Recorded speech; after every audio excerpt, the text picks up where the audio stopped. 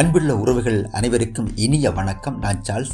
இன்று புதினம் தெரியுமோ என்ற உதயன் பச்சையின் விடயம் ஊடாக உங்களை சந்திப்பதில் மகிழ்ச்சி அடைகின்றேன். வாருங்கள், புதினத்துக்குள் செல்வோம். நன்றி. வாழ்க வளமுடன்.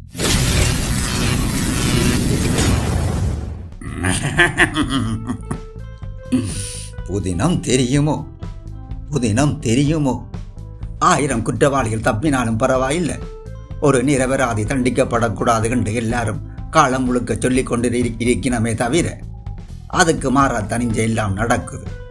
யாழ்ப்பாணத்தில் பிக்மேட்ச் நடத்துகிற பெரிய பள்ளிக்கூடம் ஒன்றில் இப்படி ஒரு சம்பவம் நடந்திருக்கு என்றதுதான் ஆகப்பெரிய வேதனை. ஒழுக்கத்துக்கு பேர் போன அந்த பள்ளிக்கூடத்தில் படிக்கிற பிடிகளில் எப்பவும் சேர்மார் கடும் கண்காணிப்ப இருப்பினும் அப்படி இருக்காட்டி இப்பத்த பிள்ளைகள் உச்சி கொண்டு ஓடும். அதால கண்ணுக்கு எண்ணெய் விட்டபடிதான் அந்த பள்ளிக்கூட வாத்திமார் திரும்பினான். என்றாலும் அவை இந்த கண்ணிலை மண்ணை தூவி போட்டு சில பிடியல் களவா சிகரெட் பத்தையினம் என்ற தகவலை ஒரு மாதிரி பள்ளிக்கூடக்காரன் மணந்து பிடிச்சு போட்டினான். வெளிநாடுகளில் இந்த சிகரெட் தான் இப்ப ஃபேமஸ்.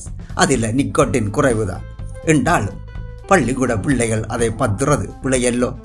அந்த பள்ளிக்கூடத்துக்குள்ள சிகரெட்டை யார் கொண்டு வாரது, யாரெல்லாம் பத்தையினம் எங்க ஒழிச்சு வச்சிருக்கணும் என்ற தகவல் சரிவர தெரியாததா தாள சந்தேகப்படுகிற மாதிரி நடக்கிற வெடிகளுக்கு பின்னால வாத்திமார் வளையம் போட்டபடி இருந்திருக்கிறான்.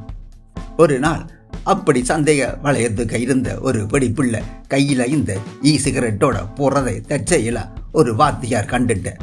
நைசா அவருக்கு பின்னால போக 4-5 வெடிப்புள்ளையும் பாத்ரூமுக்குள்ள போய் அதை பத்தி போட்டு வந்திருக்கிறான். அப்படி சிகரெட்டை பத்தின வெடிகளில் ஒருத்தன் வாத்தியார் தங்களை நோட்டம் பண்றதை கண்டுட்டான். அவனும் விஷயக்காரன். சிகரெட்டோட பிடிச்சாதானே பிரச்சனை கண்டுட்டு ஒட்டுமே தெரியாத ஆள் மாதிரி ஏமிழாந்தினபடி தங்களுக்கு அடுத்த வகுப்புக்குள்ள போய் அங்க இருந்த படியன் ஒருத்தனிட்ட இந்த புகை லைட்டை வச்சிரு பேந்து வந்து எடுக்கிறேன் சிகரெட்டை கொடுத்துட்டு போயிருக்கிறான். அந்த வகுப்பு படியன் சிகரெட்டை ஏதோ சுவிச்சை அமர்த்தினால் லைட் அடிச்சு புகை வார விளையாட்டு சாமானாக்கும் என்று அதை எடுத்து அமர்த்தி பார்த்திருக்கிறான். அவன் கெட்ட காலமோ என்னவோ கையில சிகரெட்டை வச்சிருக்க அவனையும் வந்து வாத்திமார் பிடிச்சு போட்டினான். பிறகு அதை அறிவிக்க வேண்டிய இடங்களில் அறிவிச்சு எல்லாருக்கும் தண்டனையா சீர்திருத்தம் செய்ய கவுன்சிலிங்குக்கு அனுப்பி இருக்கான். பெரிய வகுப்பு படியன் ஒரு வகுப்பு தான் கூட. தந்த சிகரெட்டை வாங்கின குற்றத்துக்காக சின்ன வகுப்பு படியனும் கவுன்சிலிங் செய்ய வேணும் என்று அனுப்பி இருக்கிறான். ஊரிலையும் பள்ளிக்கூடத்திலையும் அந்த சின்ன வகுப்பு படியனும் சிகரெட் பத்தி பிடிபட்டவன் என்றுதான் கதையா. இதால அந்த சின்ன படியன் இனிமேல் பள்ளிக்கூடம் போக மாட்டேன் என்று தாக்கி சொல்லி அழுதிருக்கிறான். பிள்ளைகளை திருத்தத்தான் வேணும், ஆனால் என்ன நடந்தது என்று தீர விசாரிக்காமல் தண்டனை கொடுத்தால் அது இன்னும் பெரிய பிள்ளைய போடும்.